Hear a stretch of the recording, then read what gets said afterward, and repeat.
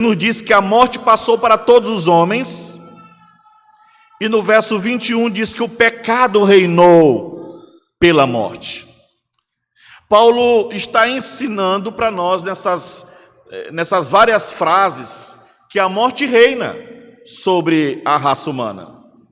E reina por causa do pecado. Por causa do pecado, a morte reina sobre os seres humanos. Então a morte é rei. É por isso que a Bíblia chama a morte, no livro de Jó, de rei dos terrores. A terra inteira, ela está marcada com sepulturas, justamente para sustentar o fato de que a morte reina. 60 milhões de pessoas, pelo menos, morrem a cada ano. Segundo as estatísticas, 2 pessoas morrem por segundo no mundo. Vocês já foram no cemitério do Gavião? Quem já foi no cemitério do Gavião? Aí levanta a mão aí. Ixi, isso mesmo. Vocês já perceberam na entrada do cemitério do Gavião que tem 2 placas? Vocês pararam para parar nos ombrais da entrada do muro? Tem 2 placas. Uma do lado direito e uma do lado esquerdo. Uma diz assim: nós, os ossos que aqui estamos, pelos vossos esperamos. A outra diz assim: tu és o que nós fomos, tu serás o que nós somos. Uau! Legal, não é? Tão verdadeiro, tão verdadeiro. O tempo todo nós estamos expostos à morte. A dolorosa realidade dela toca nossas vidas continuamente. Talvez isso nunca tenha ficado tão claro para nós como agora, nesses 2 últimos anos, nesses anos que estamos vivendo agora, com a questão da Covid. A morte, ela é um rei supremo. E Paulo está certo quando diz: a morte reinou. Napoleão Bonaparte, quando estava morrendo, disse o seguinte: eu morro antes do tempo, e meu corpo será devolvido à terra e se tornará alimento dos vermes. Tal é o destino que espera, tão logo, o grande Napoleão, o conquistador do mundo, agora conquistado pela morte.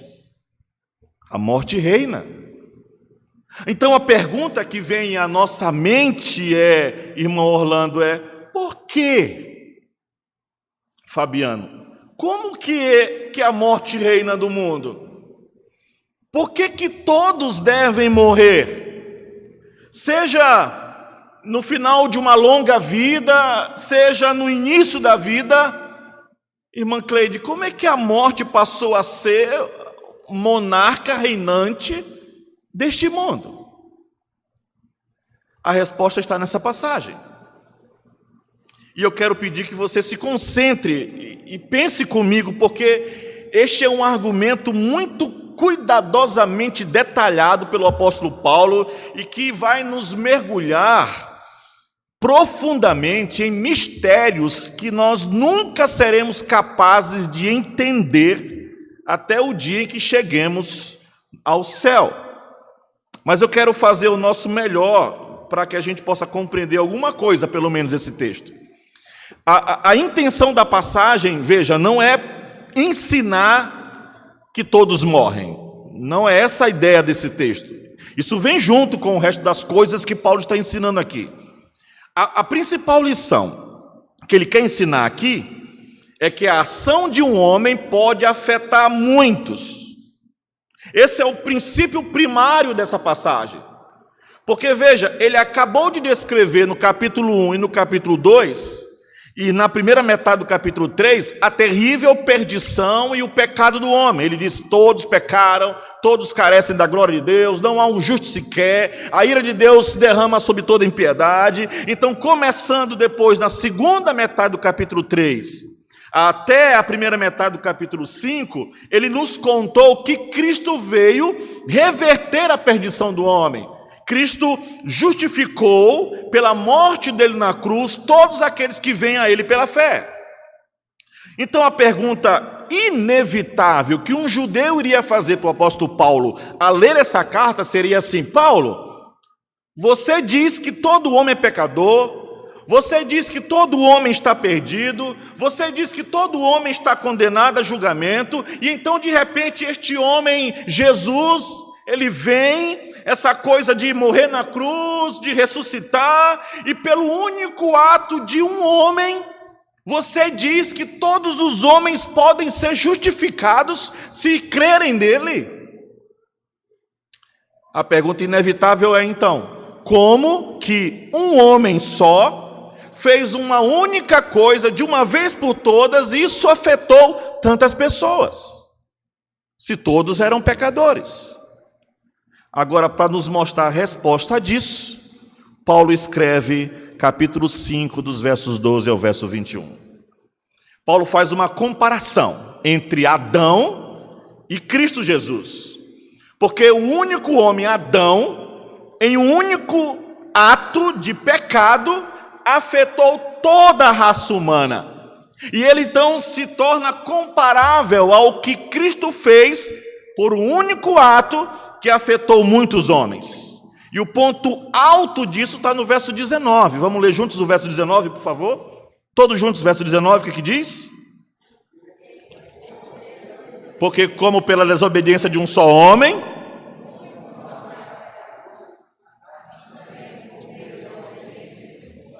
muitos se tornarão justos. Aí você tem aqui uma analogia, uma comparação maravilhosa, onde Adão se torna a ilustração de como a ação de um homem pode afetar muitos. Ok? Por meio de Jesus Cristo, todos os homens podem ser reconciliados com Deus, assim como por meio de Adão, todos os homens foram afastados de Deus. Esse é o ponto do apóstolo Paulo aqui. Agora, nessa comparação, nessa analogia, há muitos detalhes aqui que Paulo vai apresentar para nós que seremos capazes de entender. E há muitos que não seremos capazes de compreender. E eu espero que você possa aceitar o que é claro, o que é compreensível e deixar os mistérios infinitos para o Deus infinito, para o tempo em que nós tivermos maior capacidade de entender coisas como estas. E isso só vai acontecer no céu. E não é que essas coisas não sejam compreensíveis, é que nós não podemos entender mesmo. E tem uma diferença muito grande nisso. Não é que elas não possam ser explicadas, é que não podemos compreender a explicação. Não é o fato de que elas não podem ser, esses problemas não possam ser resolvidos, é que nós somos incompetentes para compreender a resolução deles. Portanto, o problema não está em Deus, está em nós. Mas algum dia esse problema vai ser resolvido, ok? Se você for na frente antes de mim, não precisa voltar para contar não, por favor, porque eu vou chegar lá, não é? Não me dê esse susto. Até mesmo porque a Bíblia diz que você não pode voltar. Então o versículo que inicia a sessão, verso 12, olha como começa. O verso 12, todos juntos. Portanto, para bem aí, portanto. Uau, o que ele quer dizer com portanto? Então esse portanto está ligando ao texto anterior, ok? Alguma coisa aconteceu antes que portanto, beleza? Então o verso 10... No verso 10, nós somos informados que fomos reconciliados com Deus pela morte do Senhor Jesus, seu Filho. E no verso 11 diz: por meio de nosso Senhor Jesus Cristo recebemos o quê? A reconciliação, ok? E agora então Paulo diz: portanto, se já recebemos a reconciliação por meio de Jesus Cristo, portanto, é por meio dele, é por meio de um indivíduo que nós nos reconciliamos com Deus. E a pergunta vem imediatamente, Antônio: como que o indivíduo pode fazer isso? E aí então Paulo responde: portanto, assim como por um só homem entrou o pecado no mundo, então por um homem pode a justiça entrar no mundo. Vocês entendem o contexto então agora? A comparação, a analogia é uma comparação de opostos. Adão é comparado a Cristo aqui apenas no sentido de que um homem só afeta muitos. Tudo mais sobre Adão e Cristo aqui, a comparação é tudo oposto. Em Adão você tem pecado, condenação, morte. Em Cristo você tem obediência, justiça, vida. De forma que tudo é oposto. O único ponto comparável entre Adão e Jesus é um homem afetando tantos. A palavra para os fãs de Senhor dos Anéis vão entender é usada 11 vezes aqui. A ênfase está no impacto de E você tem a palavra reinar 5 vezes. Portanto, esse indivíduo tem um reino. Ele reina sobre todo um domínio. Adão reina sobre o reino do pecado, reina sobre a morte. Cristo reina sobre o reino da justiça, o reino da vida. Tem uma outra palavra comum aqui que aparece: muito mais, 5 vezes, muito mais. É para dizer que tudo que se perdeu em Adão se ganhou muito mais em Cristo. Então a influência de um homem domina todo o destino dos seres humanos por um ato só. Por causa do pecado de Adão, todos os homens estão condenados. Por causa da obediência de Cristo, todos os homens podem receber perdão. Mas ao olharmos para esses 3 versos, eu quero que você observe 4 etapas nesta progressão lógica do argumento do apóstolo Paulo aqui em relação a Adão e o reino da morte. Você quer saber por que o mundo está essa bagunça toda? Você quer saber por que um mundo que foi criado tão perfeito por Deus se tornou essa bagunça toda? Esse texto é a chave da história do mundo, meus irmãos. Esse texto nos diz por que o homem é como ele é. Isso nos diz por que a morte é o monarca reinante. E o primeiro ponto, o primeiro passo, a primeira progressão que a gente consegue perceber está no verso 12. O pecado entrou no mundo por meio de um homem só. Vamos ler o verso 12 todos juntos mais uma vez? Todos juntos? Portanto, assim como por um só homem entrou o pecado no mundo, para bem aí. Portanto, assim como por um homem só entrou o pecado no mundo, agora observe isso com muito cuidado. Não diz que Adão criou o pecado, originou o pecado. O pecado já havia se originado antes de Adão. Porque a Bíblia vai nos dizer que o diabo peca desde o princípio. Ok? Desde lá quando ele foi criado. Então o pecado começou com o diabo. Adão não originou o pecado, ele aprendeu daquele que o originou, que foi o diabo. Ele simplesmente introduziu o pecado no reino humano. Por um homem o pecado não passou à existência, mas entrou no sistema humano, na humanidade. Adão estava agindo como um agente de Satanás. Satanás fez o produto, Adão introduziu o produto no mercado. Ok? 1 João capítulo 3, verso 8 vai dizer para nós o seguinte: quem comete pecado é do diabo, porque o diabo peca desde o princípio. Para este propósito, o Filho de Deus se manifestou para destruir as obras do diabo. Portanto, Adão não é o criador do pecado. Adão é apenas um peão no ataque do diabo a Deus. Precisamos voltar ao livro de Gênesis, por favor. Gênesis capítulo 2.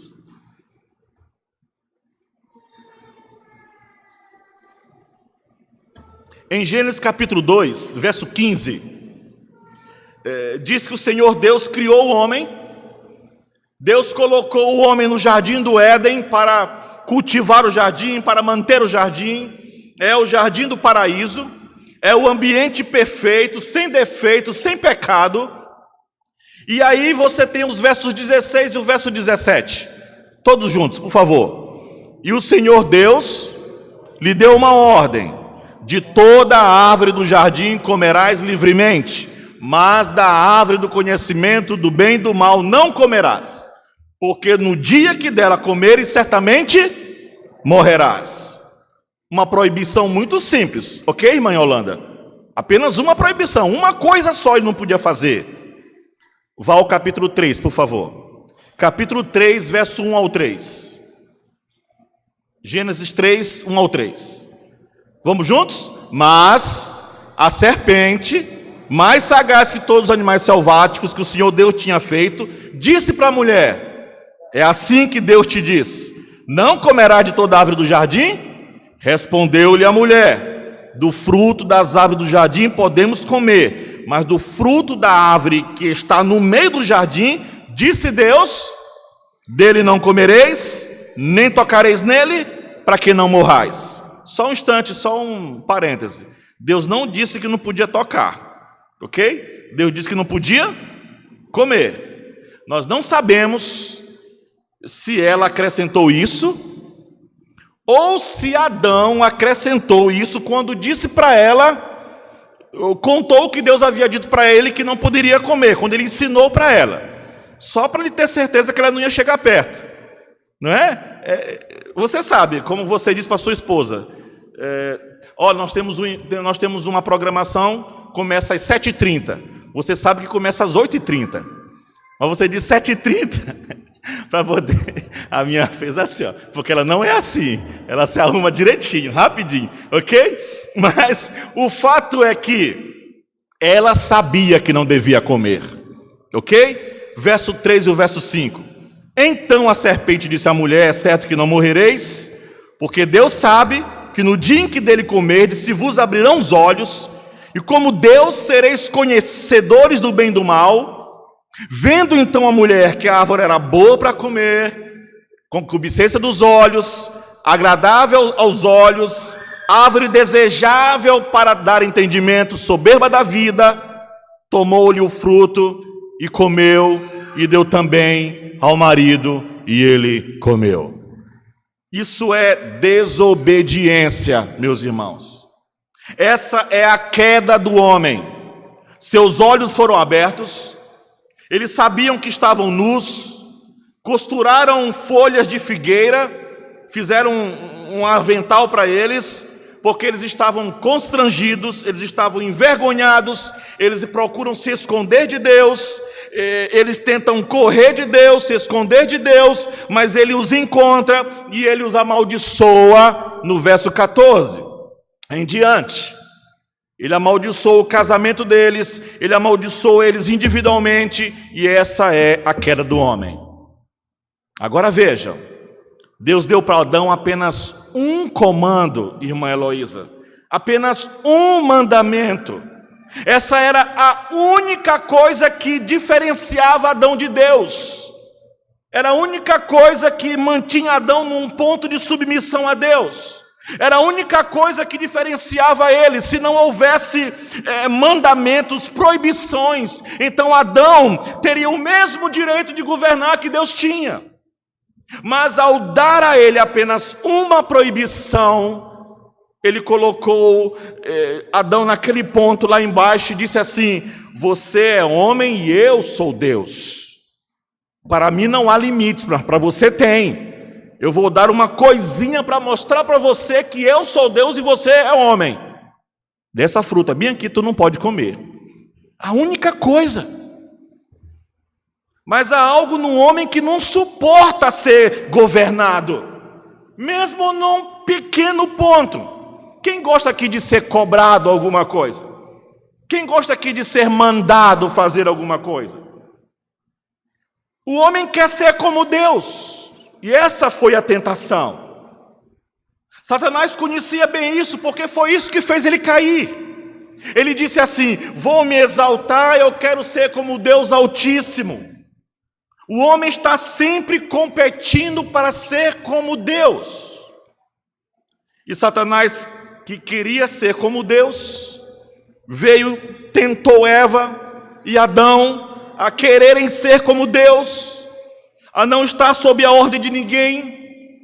E no âmago do pecado de Adão está egoísmo, o eu, o ego, está sempre no centro do pecado, sempre. Você sempre quando peca, quando erra contra Deus, você quer agradar a você, é o ego. Agora quando Adão pecou, algo terrível aconteceu. Agora volte ao capítulo 5 de Romanos. Quando aquele homem pecou, e acredite, embora Adão fosse o cabeça da raça, o primeiro a ser criado, e Eva tirada do seu lado, das suas costelas, quando aquele homem pecou, o pecado entrou na corrente humana. Isso é o que Paulo está dizendo. Seu pecado trouxe uma mudança constitucional de impiedade para a alma dele.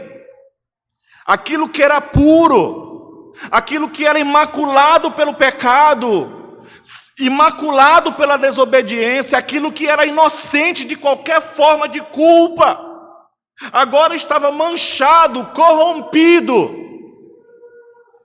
Note o que diz o verso 12, que por um homem o pecado entrou no mundo. Não diz os pecados, diz o pecado. Não está falando sobre atos, ações, ok? Está falando sobre natureza, está falando sobre caráter, não só sobre ações. Então, quando Adão pecou, o princípio do pecado, o princípio corrupto e decadente do pecado, aquele vírus terrível, entrou na corrente humana, passou a habitar em Adão. Assim como Adão passou para a sua posteridade, nariz, olhos, orelhas, braços, pernas, ele transmite o princípio do pecado para toda a sua descendência. O pecado entrou na corrente humana, no DNA humano. Isso é porque Deus nos fez uma raça procriadora, de modo que o que somos é transmitido para quem geramos. As pessoas gostam de perguntar se Adão tinha umbigo, porque a gente tem um umbigo. Eu fiz essa pergunta, cada um disse, não é verdade? Eu sempre respondo, rapaz, não, porque o umbigo só pode existir porque vem do cordão umbilical. Eu digo, Deus deve ter feito uma borroquinha, né, no boneco, fez assim, o umbigo, para ver todo mundo com umbigo, sei lá. Deus fez o homem procriador, então ele passa a sua genes para as pessoas, entende? É por isso que temos nariz, temos olhos, temos boca, porque Adão tinha olhos, nariz e boca. Então o pecado que passou a viver dentro dele, na sua natureza, no seu DNA, correr no seu sangue, passa para a sua descendência. E você tem Adão e Eva, pecadores, com um princípio corrompido neles, e quando eles procriaram pecadores, e mais pecadores, e mais pecadores, e mais pecadores, e aqui estamos nós. E tudo começou quando Adão pecou. O mundo da humanidade foi corrompido. Aí você pergunta, mas e o dilúvio? O pastor não matou todo mundo? Mas o pecado estava boiando dentro da arca, Noé e sua família. Quando Adão pecou, ele era toda a raça humana, toda a existência humana estava lá. Ele era a humanidade pecadora. Então, quando ele foi poluído, garantiu que todos os nascidos dos seus lombos seriam poluídos. Então, na verdade, a poluição se intensificou ao longo da história. E Paulo vai dizer em 2 Timóteo que os homens maus ficam cada vez piores. E em vez de evolução, que não existe, você tem a destruição. Fica cada vez pior, está degenerando, está quebrando. Você que já viveu há muitos anos atrás, se você tivesse dado um salto, né, irmão Rosário, por exemplo, irmão Zé Maria, né, irmão Fabiano, cabeça branca, Israel aqui, se a gente desse um salto de 20 anos atrás, por exemplo, pouquinha coisa, 20 anos atrás, para hoje, a gente morria do coração quando ligasse a televisão, não é verdade? Porque há 20 anos atrás não era assim. Não era assim, mas a gente sabe que está ficando pior, pior, pior, pior. Toda a história humana está encapsulada em Gênesis capítulo 3. Então, essa forma de ver as coisas era muito mais fácil para os judeus entenderem. O judeu nunca se considerou um indivíduo. Ele sempre se considerou pela família, o representante da família, pela nação. Então o que acontecer com a nação, acontecer com todo mundo, é representação, e a Bíblia trabalha com essa ideia de representação. O judeu sempre considerava-se parte de uma tribo, parte de uma família, parte de uma nação. E no Antigo Testamento Deus tratava as pessoas como uma unidade inteira. Muitas vezes, por exemplo, vamos ver Deus no Antigo Testamento destruindo toda uma nação por causa de uma pessoa, por causa de uma família, por causa de uma tribo. Você tem, por exemplo, Acã, não é? Acã, quando os filhos de Israel estavam indo para a terra, faz exatamente o que Deus disse para ele não fazer quando ele fosse para Jericó. Ele não podia tirar os despojos, ele tirou. Deus julgou Acã. Deus não apenas tirou a vida de Acã, Deus tirou a vida de todos da família de Acã. E quando Acã pecou em Jericó, todo Israel pagou lá na batalha de Ai, seguinte, porque Deus tratou a nação por causa do pecado de um. Em Gênesis capítulo 18, Deus diz para Abraão, na oração dele: se você encontrar 10 justos na cidade de Sodoma e Gomorra, eu não vou destruir a cidade. Vejam só, toda a cidade iria sobreviver se houvesse 10 pessoas justas. Então, às vezes, um número mínimo de pessoas se torna, por assim dizer, a justiça de uma nação inteira. Outras vezes, o número mínimo de pessoas se torna a condenação de uma nação inteira. É o que a gente vê aqui em Romanos 5. Quando Adão pecou, toda a raça humana pecou em Adão. Nós estávamos lá.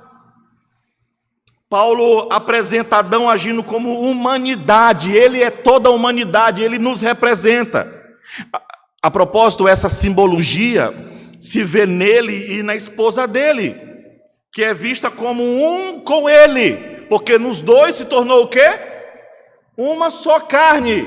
Ou seja, as pessoas dizem assim: quando eu chegar no céu eu vou pegar Eva. Os dois pecaram, porque são uma só carne, ok? Isso é casamento. Casamento, os dois caminham juntos. Se um erra, é a família inteira que sofre, é a família inteira que é destruída, é uma nação, é uma família, é uma só carne. Ele introduz a rebelião, o mal na corrente humana. Portanto, o ato de Adão é o ato de toda uma humanidade. Ele é a causa de todos os homens se tornarem pecadores. Todos os homens herdaram a corrupção de Adão. Estávamos lá nele. É por isso que 1 Coríntios 15, 22 diz: em Adão todos morreram. Então, o princípio número 1, o pecado entrou no mundo por causa de um homem, ok? Anote aí. Segundo princípio, a morte entrou no mundo através do pecado. Verso 12, mais uma vez, todos juntos, por favor. Assim também, a morte... Bem nessa parte aí, verso 12. Assim como por um só homem entrou o pecado no mundo, e pelo pecado a morte, assim também a morte passou a todos os homens, porque todos pecaram. Quando o pecado entrou na corrente humana, irmã Andréia, o mesmo aconteceu com a penalidade do pecado. O salário do pecado é o quê? Ok. A alma que pecar, essa morrerá. Romanos 6, 23. Gênesis capítulo 2, verso 17 diz: você come, se você comer você vai morrer. Portanto, a morte não é natural à constituição do homem criado à imagem de Deus. Deus não criou o homem para morrer. Isso foi como um ato penal, isso foi uma punição consequente por causa do pecado. Não fomos feitos para a morte. É por isso que o inferno não foi feito para nós. Apocalipse diz que o inferno foi feito para o diabo e seus anjos, ok? Não para o homem. Esse não seria o nosso lugar. Mas quando pecamos em Adão, e o mal foi passado através de todas as gerações, junto com esse mal vem a consequência desse mal, a consequência do pecado, o pagamento do pecado, que é a morte. As pessoas perguntam: se Adão não tivesse pecado, pastor, o que iria acontecer? Bem, ele teria sido levado para o céu sem morrer. E a norma não seria a morte, a norma seria Enoque e Elias. Dê uma passeadinha aí, né? Vai andando com Deus e de repente ele te chama. Ou então, sobe aí, quando a carruagem passar de fogo, pula nela que você vem para o céu. Essa seria a norma. Mas a morte veio como penalidade pelo pecado. A morte é o fruto infalível do veneno que entrou no coração de Adão. O pecado e a morte nunca serão separados. Adão morreu, então todo mundo que sair das entranhas de Adão vai morrer. A morte não vem porque você comete pecados, mas porque você carrega em você um princípio do pecado, uma natureza pecadora. Como é que a gente sabe disso, pastor? Joás, não pense em Rebeca, pense em um bebezinho de 2 horas de vida, ou 3 horas. Ô Zélia, pense numa criança de 3 dias, de 4 semanas, de 2 meses. Eles cometeram algum ato declarado de pecado? Fizeram alguma coisa errada? Uma criança de 2 horas de vida, o que ela fez de errado? Eles são culpados de descrença em Jesus? Eles são culpados de blasfêmia contra o Espírito Santo, de rejeitar Cristo? São culpados de mentir, de trapacear, de roubar? Não. Mas eles morrem, não morrem? Uma criança de 1 dia de vida morre, não morre? Uma criança de 2 anos de vida morre, não morre? Por que eles morrem? Porque constitucionalmente eles pecaram nos lombos de Adão e herdaram em Adão aquele princípio do pecado, e como penalidade pelo pecado herdaram a morte. É por isso que a morte está no mundo, meus irmãos. Herdamos um princípio, uma disposição, um estado de existência. Chamamos na teologia isso de depravação total. A corrupção invadiu o reino humano e nenhum de nós pode escapar, nenhum de nós. Portanto, a partir de Adão, todos têm o princípio do pecado em si, e o princípio do pecado resulta em quê? Pecados, pecados e mais pecados. É por isso que Cristo diz: atire a primeira pedra quem nunca cometeu pecado. Todo mundo aqui, todos nós aqui, toda a humanidade lá fora, todos são pecadores. Pecados. Você peca porque você é pecador. As pessoas gostam de dizer assim: ah, eu errei porque eu sou homem. Não, não é porque você é homem, é porque você é pecador. O homem não foi criado para pecar. Você não é mentiroso porque você disse uma mentira. Você disse aquela mentira porque no seu coração você é mentiroso. Você premeditou antes de dizer. Não mentiu por acaso. Você programou mentir. Você premeditou antes de dizer. Você não é assassino porque você matou alguém. Você mata porque no seu coração você é um assassino. Foi o que Cristo disse lá em Mateus. Não é o que entra em um homem que o contamina, é o que sai dele. Porque do homem, diz o Senhor, do coração do homem procede todos os maus desígnios, mentiras, assassinatos, adultério, e mais, e mais, e mais. Todos nós, pelo ato de um homem, nos tornamos pecadores. E assim a morte reina sobre o pecado, e onde reina o pecado, reina a morte. Agora, que tipo de morte? Existem 3 tipos de morte que passaram a existir por causa do pecado: a morte espiritual, a morte física e a morte eterna. Quando Adão pecou, ele morreu fisicamente, ele caiu duro, morto? Não ou não? Não. Ele morreu espiritualmente. Isso significa separação. Ele foi separado de Deus. Deus o expulsou do jardim. Aquela foi a morte. Agora separado de Deus. Morte é separação. Morte física é a separação dos vivos. Morte espiritual é a separação do Deus vivo. E a morte eterna é a separação do Deus vivo e dos vivos que vivem na presença do Deus vivo. Essa é a pior. Portanto, existe 3 tipos de morte: morte espiritual, morte física, morte eterna. Como tudo isso começou? O pecado veio por meio de um homem e a morte veio pelo pecado. Terceiro princípio, irmão William: a morte se espalhou para todos os homens porque todos pecaram. E aqui está a parte mais difícil. É aqui que você volta ao conceito de representatividade. Representados em, diz no verso 12, a morte passou a todos os homens. Isso a gente entende, não entende? Isso está fácil, não está fácil, irmã Nívia? Não está fácil, irmã Yolanda, de entender? Irmão Serra querido, a morte passou para todos os homens, não é? Isso, ótimo, ok. A morte passou para todos. Entendemos fácil isso.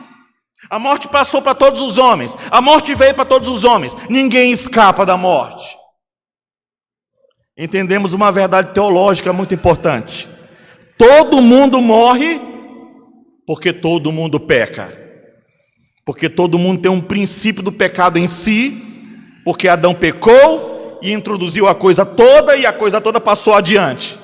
E assim como a humanidade herdou olhos, ouvidos, boca, nariz, pernas de Adão, nós herdamos o pecado de Adão. Paulo poderia terminar aqui, a gente iria para casa, seria fácil de entender, mas Paulo adiciona no finalzinho do verso 2, porque todos pecaram. Aí a pergunta é: quando foi que eu fiz isso? Não é? Quando que a gente fez isso? Se foi Adão que pecou, como que eu pequei lá? Eu não estava lá. Paulo diz que no passado todos pecaram, irmão Silene. Como? A senhora estava lá, no jardim, quando pecou? Então como que ele diz que todos nós fizemos isso? Nos lombos de Adão, fomos devidamente constituídos ali nos lombos de Adão. Estávamos presos aos lombos de Adão, representados em Adão, pecamos em Adão, porque ele era o nosso representante, o representante da raça humana. Ele era toda a raça humana que existia lá. E é por isso que os bebês morrem, não porque cometem atos de pecado, mas porque já pecaram em Adão, e por isso podem ser punidos pela justiça de Deus, porque são pecadores em Adão. Agora, isso é difícil de entender? Como é que eu estava lá? Irmão João, como é que eu só estava lá? O senhor não é tão velho assim, né, irmão João? Você não tem aí mais de não sei quantos mil anos, 6.000? Não, você não estava lá, João. Então como é que pode? Eu não consigo entender, pastor. Que bom você dizer para mim que você não consegue entender, porque isso é reconfortante. Porque é impossível para mim também entender. Eu apenas aceito pela fé. E eu quero dizer isso para vocês. Nascemos mortos em delitos e pecados, a Bíblia diz isso. E se nunca vivêssemos o suficiente para cometer um ato de pecado que fosse, nós seríamos dignos de morte, porque pecamos em Adão. Isso é o que Paulo está dizendo. E você está pensando assim: não tenho certeza se eu fiz isso não. Agora escute. A nossa depravação, nossa pecaminosidade, a nossa queda não é resultado dos nossos atos de pecado.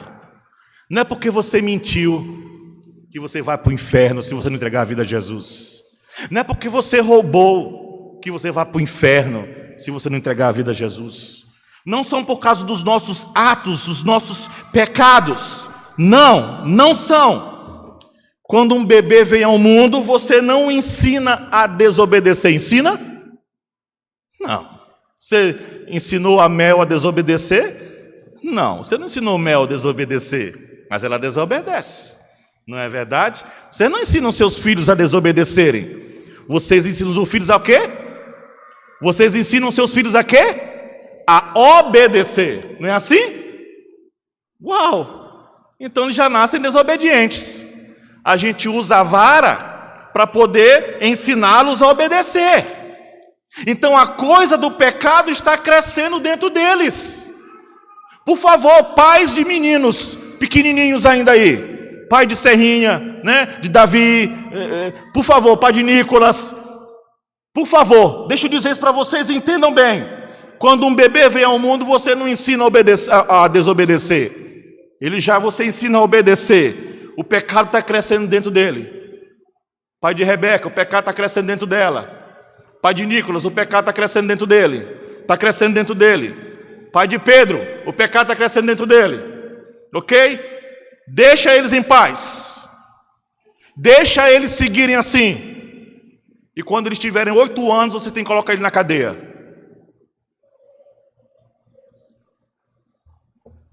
Salmo 51, verso 5. Ouça, Davi diz: eu nasci na iniquidade, e em pecado me concebeu a minha mãe. O feto é culpado, porque carrega a natureza adâmica. O Salmo 58:3 diz: os ímpios estão alienados de Deus desde o ventre. Jeremias 17:9 diz: do coração do homem enganoso, desesperadamente corrupto. Jó capítulo 14, verso 4 diz: quem pode tirar uma coisa limpa de uma coisa impura?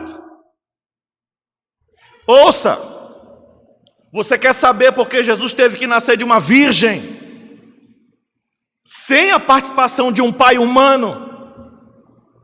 Porque ele teve que ser gerado no corpo de Maria, e mesmo no ventre de uma virgem, diz as Escrituras que ele teve que ser envolvido, protegido pelo Espírito Santo, que o gerou dentro do ventre dela, ignorando a raça humana, apenas lá para poder ter olhos e boca e nariz e braços e perna de um homem. Se Deus quisesse que ele nascesse um urso, ele ia ser no ventre de um urso. Mas foi no ventre de um homem para nascer homem. Mas teve que ser gerado pelo Espírito Santo. Se ele fosse gerado naturalmente como nós fomos, o que ele teria herdado seria o DNA do pecado, e em sua alma, em seu espírito, e Jesus seria pecador. O nascimento virginal é importante para proteger Jesus da geração do pecado. No livro de Jó, capítulo 15, verso 14 ao 16, Jó diz assim: que é o homem para que ele seja puro? E o que nasce da mulher para ser justo? Eis que Deus não confiou nem nos seus santos, nem os céus são puros aos olhos dele, quanto menos um homem que é abominável e corrupto, que bebe a iniquidade como se fosse água. Adão pecou deliberadamente, como plena consciência do que estava fazendo, em uma compreensão perfeita das coisas solenes, ele deliberadamente escolheu pecar, e quando ele fez isso, ele trouxe a morte para ele e passou para todos os outros, porque todos nós pecamos nele. Ele representava todos nós. 1 Timóteo capítulo 2, verso 14 diz que ele nem mesmo foi enganado. Agora eu sei que isso é difícil de entender. Eu vou apenas dar um versículo que vai explicar tudo isso, irmã Maísa. Mas você não está feliz que você não consegue entender a Bíblia toda? Porque se você entendesse ela toda, você era Deus. Mas tem um versículo que explica para a gente tudo. E se você fosse Deus, as coisas estão muito pior do que estão agora. Deuteronômio capítulo 29, verso 29 diz: as coisas secretas pertencem ao Senhor. É simples. Se você não entende, lembre disso. É secreto, só Deus sabe. Isso é difícil. Só podemos aceitar pela fé. Tem várias questões que não podemos entender. Precisamos entender que não podemos entender. Tudo bem, irmã Débora, tudo bem. Mas aqui está uma pergunta que as pessoas gostam de fazer: como que eu posso ser responsabilizado por fazer algo em alguém quando eu não estava lá? Como é que eu posso ser culpado do pecado de Adão se eu não estava lá? Ok. Você é crente? Sim ou sim? Não são? Quem é crente aí? São ou não? Sim ou sim? Sim, são crentes, beleza. Que bom. Vocês morreram em Cristo? Como cristãos, vocês morreram em Cristo? Na morte dele? Sim? Sim ou sim? Sim. Então você está disposto a aceitar esse fato maravilhoso que você morreu em Cristo na cruz? Sim? Que bom! Então, outra pergunta: vocês ressuscitaram em Cristo para andar em novidade de vida? Ressuscitaram em Cristo? Sim, que maravilha! Como foi que vocês fizeram isso? Vocês estavam lá? Quando foi que vocês estavam lá? Que eu não vi na Bíblia, dizendo, irmão Joás, seguindo Jesus até a cruz. Não diz. Como que vocês fizeram isso? Você não morreu literalmente na cruz. Você não foi literalmente para o túmulo com Jesus. Você não saiu literalmente da sepultura e ressuscitou. Mas você gosta do entendimento de que, em um sentido muito espiritual, de alguma forma, na maravilhosa mente milagrosa de Deus, Ele colocou você na cruz, na sepultura com Jesus. Você ressuscitou com Jesus, saiu de lá para andar em novidade de vida. E você está ansioso para aceitar isso, com muita animação, aceitar que você morreu com Cristo na cruz. Mas não aceita que pecou com Adão no Éden. É simples. Se a gente pode entender que espiritualmente estávamos ali constituídos em Cristo quando Ele morreu, ressuscitou e andamos em novidade de vida porque morremos em Cristo, fomos crucificados com Cristo, ressuscitamos com Cristo, então por que não podemos entender que estávamos lá em Adão quando ele caiu? É o mesmo conceito. A morte de Cristo legal e efetivamente foi nossa morte. E o pecado de Adão legal e efetivamente foi nosso pecado. Então, de alguma forma, estávamos em Adão quando ele fez o que fez. De alguma forma, estávamos em Cristo quando ele fez o que fez. E se não entendemos, isso significa que Deus tem uma mente além da nossa mente. Não é que possamos entender, ou que seja um erro, mas simplesmente nós somos muito frágeis para compreender. E é por isso que diz em 1 Coríntios 15, 22, como em Adão todos morreram, assim todos serão vivificados em Cristo. As pessoas perguntam, irmão Odisseia, mas isso é justo? Eu não pedi para nascer, e quando nasci, tive 2 pais pecadores, não foi culpa deles, eles tinham 4 pais pecadores, e se você simplesmente continuar voltando e voltando e voltando, você vai encontrar um bando de pecador até chegar em Adão. Isso é justo? Eu não pedi para nascer, não pode me culpar, eu só um dia cheguei no hospital, lá estava eu, pecador, condenado ao inferno, não fiz nada. Isso é justo? Deixa eu fazer uma pergunta. É justo que milhões de pecadores sejam salvos pela graça de Deus? Isso é justo?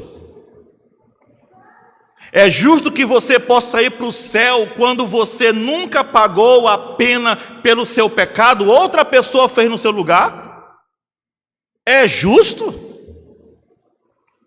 Você não quer ser um pecador quando outra pessoa pecou no seu lugar, mas com certeza não importa para você ser salvo quando outra pessoa pagou o preço pelo seu pecado. É a mesma pergunta, não é, irmão Rafael? É por isso que essa analogia é tão magistral, tão magistral. Duvido que uma mente humana, por conta própria, pudesse pensar nisso, se não fosse pela ação do Espírito Santo. A natureza infinita dessa comparação apenas confunde minha mente e é profundo. Tudo que a gente pode dizer é que a resposta está ligada em algum lugar ao caráter de Deus. Eu me lembro de Abacuque aqui. Abacuque analisa a situação que está vivendo. Ele não consegue entender, não faz sentido para ele. Ele não consegue entender porque Deus não traz um avivamento para Israel. Ele não consegue entender porque Deus não purifica o povo. Ele não consegue entender porque Deus não vem e abençoa eles. E Deus diz, ok, eu vou fazer uma coisa, Abacuque, eu vou destruir vocês. E aí agora ele não consegue entender porque Deus não vai fazer o bem para eles. Agora ele não consegue entender porque Deus vai fazer o mal para eles. E Deus diz que vai mandar os caldeus como disciplina. E agora Abacuque não consegue entender como que Deus pode usar pessoas muito piores do que eles para ser disciplina deles. Ele não consegue entender nada. E então ele se afasta e diz: Deus, eu só sei de uma coisa, que tu tem olhos tão puros que não pode contemplar o mal. Tu não podes ver a iniquidade. O Senhor é de eternidade a eternidade, não comete erros. O Senhor é um Deus santo, todo-poderoso, e nisso eu vou descansar. E lá no finalzinho do capítulo 3, ele diz: e mesmo que a figueira não floresça, e que o fruto da vide não floresça, e os campos não produzam, nada de certo aconteça, ainda assim me alegrarei no Deus da minha salvação. Em outras palavras, o que ele está dizendo é que quando você não consegue entender as coisas com sua própria mente humana, você deve se afastar da areia movediça, da falta de conhecimento, e entrar na rocha do caráter de Deus. Deus é justo? Amém? Sim. Deus é sábio? Sim. Deus é amoroso? Sim. Gracioso? Misericordioso? Sim. Deus é amoroso, misericordioso e sábio. Desnecessariamente um Deus que é amoroso, misericordioso e sábio, desnecessariamente iria criar almas para o inferno? A resposta é não. Tem algum sentido nisso aí. Se somos consolados pelo caráter de Deus, nós descansamos. E assim somos consolados de que nunca seremos capazes de decifrar todos os mistérios da mente infinita de Deus. Agora, Deus tinha algumas opções, não tinha? Quando Adão pecou, ele poderia ter jogado um raio e acabado com Adão e Eva. Podia ou não podia? Podia ou não, Melzinha? Podia ou não podia? Claro! Criei dois, já é gente demais, já começaram a dar defeito, e acaba com tudo. Podia, mas é engraçado quando você tenta especular, né?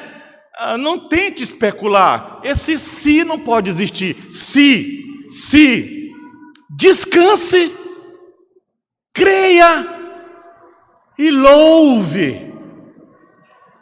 Eu me lembro de uma senhora assistindo uma escola dominical, o filho dele era pastor, dando uma aula sobre eleição, predestinação e todas essas coisas. No final da aula, a mãe dele levantou a mão, ela disse assim: mamãe, só quer fazer uma pergunta? Ele disse: não, eu não quero fazer pergunta não, meu filho, só quero dizer uma coisa, eu não entendo nada disso aí, eu só sei de uma coisa, Deus salva e acabou para mim, é só o que eu quero saber, é isso, louve e creia, Deus é o Deus Salvador. Minha especulação é o seguinte: por que Deus permitiu isso?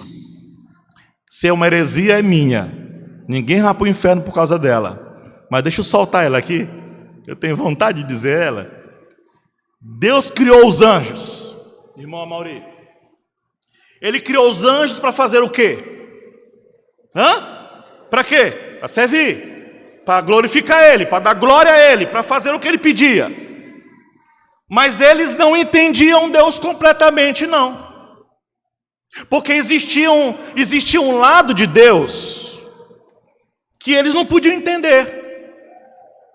Porque quando Ele criou os anjos, não tinha pecado. Ok? Então os anjos não conheciam a graça, os anjos não conheciam a misericórdia de Deus, irmã Débora. Os anjos não conheciam perdão, os anjos não conheciam compaixão, os anjos não conheciam ternura, eles não entendiam nada dessas coisas de Deus, porque não era preciso Deus exercê-las, e no entanto, faz parte da natureza dele. É parte dos atributos vivos dele. Por que eles não entendiam isso? Os anjos foram criados santos. Um santo anjo precisa de perdão?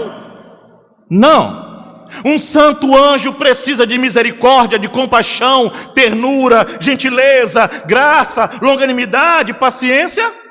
Não. Porque um santo anjo é um anjo perfeito.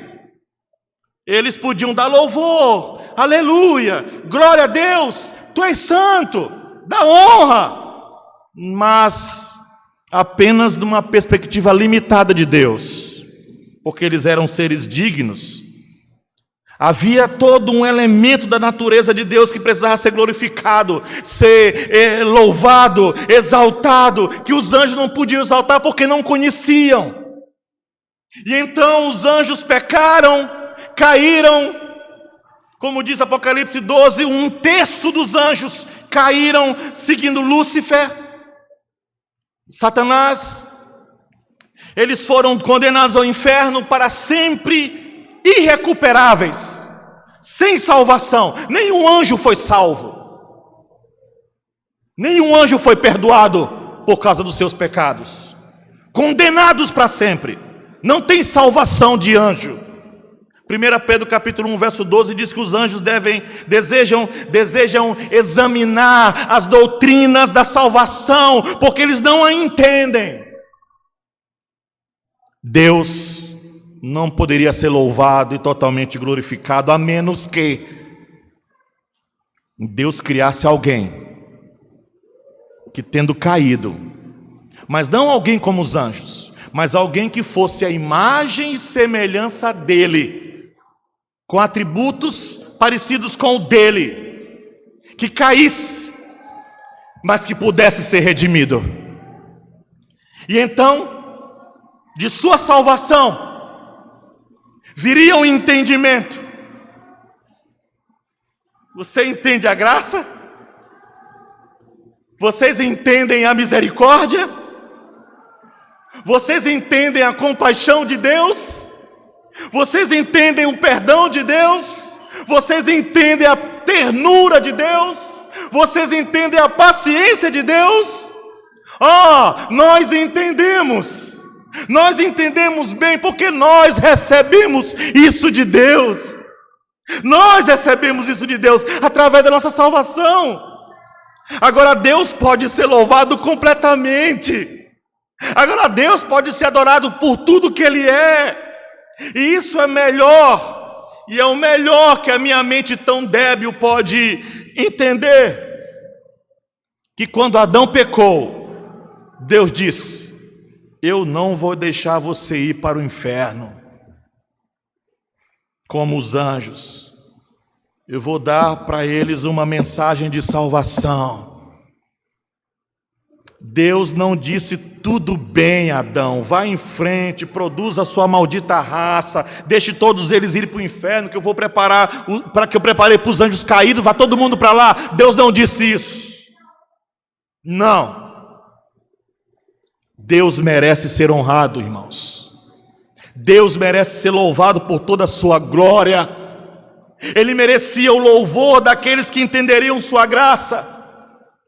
E é por isso que ao nos salvar, Ele está ensinando aos anjos a sua multiforme sabedoria, porque nós podemos preencher uma coisa que os anjos não tinham, para eles entenderem aquilo que eles, sem nós, não poderiam compreender. E Paulo vai falar sobre isso em Efésios 3, que agora os anjos entendem o mistério por causa da igreja, o propósito da criação, e o propósito do céu, e o propósito da eternidade é o eterno louvor a Deus, é a glória de Deus. O pecado entrou no mundo por meio de um homem, a morte por meio desse homem, e a morte passou para todos os homens, porque todos pecaram, todos pecamos em Adão. Mesmo assim, Deus permitiu que nascêssemos para nos chamar à redenção, para que nós pudéssemos ser para o louvor e a glória para sempre do seu nome, e conhecer a felicidade eterna que vem para aqueles que assumem um compromisso com Deus. E por fim, bem rapidamente, o quarto propósito, o quarto princípio, porque isso resume tudo, a história prova que isso é verdade. Olha o verso 13 e o verso 14, por favor, todos juntos. Todos juntos. Capítulo 5, 13 e 14, como uma conclusão para nós. Porque até o regime da lei havia pecado no mundo.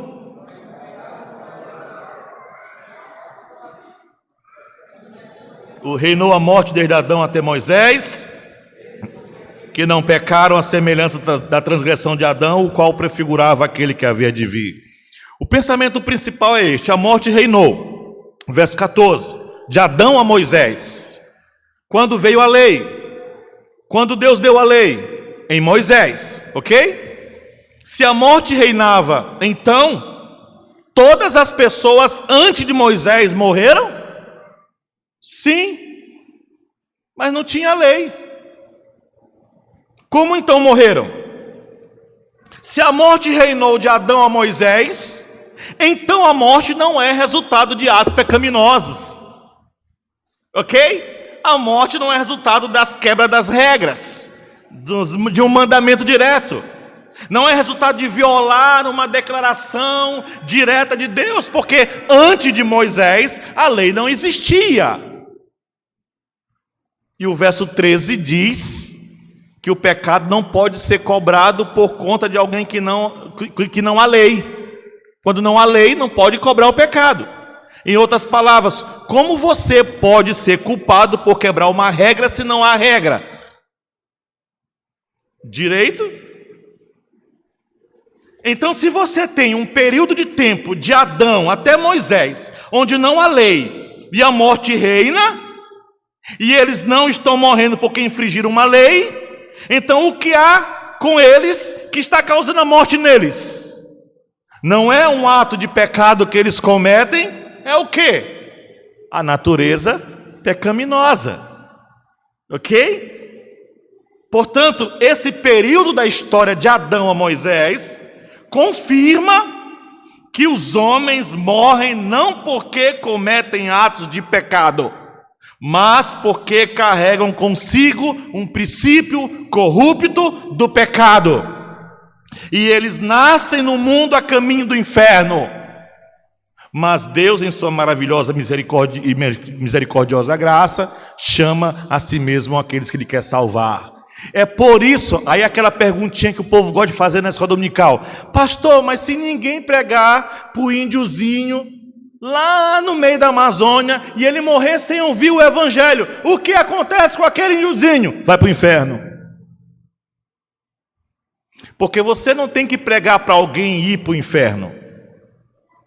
Você prega para que ele seja salvo. Para o inferno ele já está indo, ok? Já está indo. Se Deus não permitiu que o evangelho chegasse até ele, é porque ele estava destinado a ir para o inferno. Entendem isso? O verso 14 diz que o pecado que cometemos é semelhante à transgressão de Adão. Adão pecou ao quebrar uma ordem, uma lei, um mandamento. Deus diz para não comer do fruto da árvore do conhecimento do bem e do mal. Ele foi lá e comeu. Essa é a semelhança. Adão quebrou um comando, quebrou uma lei. Quando Moisés deu a lei, você tem a mesma ideia. Quebramos mandamentos. Portanto, em certo sentido, o pecado de Adão foi um pecado contra a lei. Mas de Adão até Moisés não há uma revelação de leis. E assim, todos, naquela época, entre Adão e Moisés, não pecaram a semelhança do tipo de pecado de Adão, violando uma lei revelada, conhecida, mas todos morreram. A conclusão então é que morremos não por causa de atos de pecado, mas porque carregamos em nós o princípio do pecado, que no final das contas nos mata. É como ter câncer, meus irmãos. Ele está comendo você por dentro até que a morte finalmente ocorra. E Deus está nesse mundo chamando as pessoas de volta da morte para a vida. Já nascem mortos, já nascemos mortos. Você vai no hospital, na maternidade, naquela salinha lá, cheia de bebezinho que nasceu naquele dia, tudo rosadinho, cheirosinho, coisa mais linda do mundo, tudo pecadorzinho que vai para o inferno. Se não vieram para Jesus, ou se não nascerem entre aqueles que pertencem ao Senhor, como crê a igreja presbiteriana, as igrejas reformadas, se morrerem como crianças. Tudo isso é apenas uma ilustração. O verso 14 diz assim, para finalizar: entretanto reinou a morte desde Adão até Moisés, mesmo sobre aqueles que não pecaram a semelhança da transgressão de Adão, o qual fazia o quê? O que diz aí? Prefigurava aquele que havia de vir. É uma figura, é um tipo, é um símbolo daquele que havia de vir. Adão é um tipo de quem? De Cristo. Como o ato de um homem, apenas por isso, um ato de um homem que afetou a todos, virá um outro homem, como Paulo vai chamar de o segundo Adão, o último Adão, e seu único ato afetará a todos. Esta é uma mensagem terrivelmente importante. A morte é inevitável, e o coronavírus está mostrando para a gente que realmente o é. Ela espera por todos nós. Estamos aí numa fila, como alguém disse brincando, cada um com a sua senha na mão. Quando ele disser 25, Fabiano levanta a mão e diz: sou eu. Ele vai.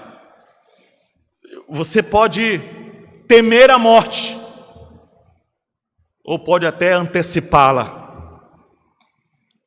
Pode ser o início de uma morte pior, para sempre, eterna, sem Deus e sem aqueles que estão vivos para sempre. Ou pode ser o início de uma bem-aventurança eterna, na presença de Deus, do Deus vivo, e junto com aqueles que vivem na sua presença. É por isso que ontem eu disse para minha eterna namorada, para Cássia, a gente nunca vai se separar. Nunca vamos nos separar. Porque nós casamos em Cristo e com Cristo estaremos eternamente. Amém? Escolha Jesus. Escolha aquele que apresenta e dá para você o reino da vida, e não Adão que lhe dá o reino da morte. Venha para Cristo E ao aceitar Cristo como Salvador, esse é o início de uma bem-aventurança eterna, na presença do Deus vivo e daqueles que você tanto ama e que já entregaram a vida ao Senhor Jesus. A escolha é sua. Sim. Ou você está em Adão, pecou e vai morrer para todo sempre, mas você pode também estar em Cristo, com o pagamento dos pecados seus que foi feito por Ele na cruz do Calvário. E você pode ressuscitar na ressurreição dele para viver uma vida nova, uma nova criatura que vai continuar a pecar, mas que a cada dia, se arrependendo dos pecados, Deus lhe dará forças para não mais pecar, não cometer esses pecados. E a cada dia você vai ver que você, como todos os outros que já entregaram a vida ao Senhor Jesus, estarão em transformação. Nós não somos santos, Paulo não era, Pedro não era santo no sentido de perfeição, nem a gente. Todos lá atrás, homens em transformação, mulheres em transformação. Venha para Jesus e você vai ser uma nova criatura. A morte eterna não vai alcançar você. Você terá vida eterna e viverá com o Senhor para todo sempre. O que você vai escolher? Vamos orar? Pai, aprendemos essa noite que a morte é como uma contagem regressiva e é designada aos homens que morram uma vez por todas e depois disso a condenação. Adão é o reino da morte, estávamos todos lá. E nessa cena trágica, feia e assustadora, veio Jesus e trouxe o reino da vida. Oh, nós te agradecemos, Pai. Agradecemos por ter redimido aqueles que respondem, para que possamos dar glória à tua graça e misericórdia para sempre. Podemos louvar-te para sempre, louvar o teu nome e nos unir aos anjos no grande coral de louvor. Eles te glorificam pelo que hoje entendem melhor. Nós te glorificamos pelo que entendemos melhor. E juntos, por toda a eternidade, o universo vibrará com o nosso louvor. Oramos, Pai, que se há uma alma aqui nessa noite ou em casa que não te conhece, que ainda esteja no reino de Adão e da morte, que eles possam ser trasladados, retirados, arrancados do reino da morte pelo Senhor e plantados no reino do Filho do teu amor. Traga aqueles que o Senhor deseja que venham. Faça o teu trabalho em cada coração. Tudo isso para o louvor da tua glória. Te agradecemos. Em nome de Jesus. Amém. E amém. E amém. Vamos louvar?